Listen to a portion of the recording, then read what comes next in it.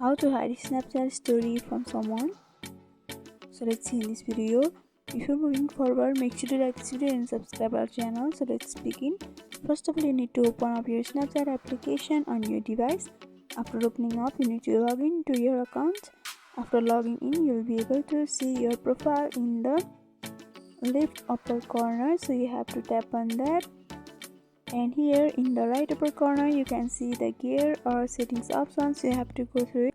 After going through it, you'll be able to see the various options that includes your information and all.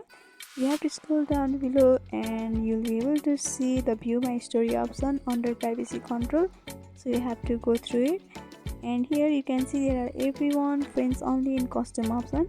So you have to go for custom, and you have to select the person from whom you want to hide your story, and after selecting you can simply go for block option, and by doing that the person you have selected won't be able to see your Snapchat story.